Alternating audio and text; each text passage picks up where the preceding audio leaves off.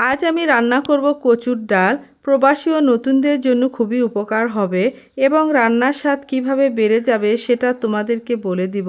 তো ভিউয়ার্স, আসসালামু আলাইকুম। চলো রান্নার কাজ শুরু করি। প্রথমে আমি কচুগুলো কেটে ধুয়ে পাতিলে উঠিয়ে দিয়েছি। বেশ কয়েকটা কাঁচামরিচ দিলাম, মসুর ডাল দিলাম। মসুর ডাল আমি ভিজিয়ে রেখেছিলাম, ভিজিয়ে রাখলে তাড়াতাড়ি সেদ্ধ হয়।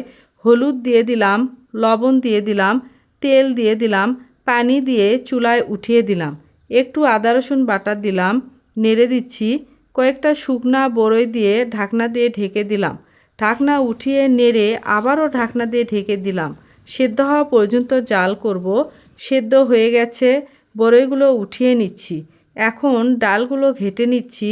ডাল ঘাটা আমার হয়ে গেছে, পানি দিয়ে দিচ্ছি। বড়ইগুলোও দিয়ে দিলাম। বলক আসা পর্যন্ত জাল করিয়ে নিব। এখন নামিয়ে নিচ্ছি। কড়াই উঠিয়ে পেঁয়াজ, রসুন, তেজপাতা দিয়ে দিলাম ডালে বাগার দেওয়ার জন্য। তেল দিলাম, একটু নেড়েচেড়ে পাঁচফোড়ন মশলাও দিয়ে দিলাম।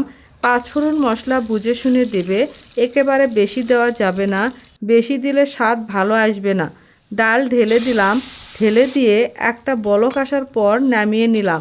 তো ভিউয়ার্স, আমার এই রেসিপিটা যদি ভালো লেগে থাকে তাহলে অবশ্যই সাবস্ক্রাইব করে দিও। আল্লাহ হাফেজ।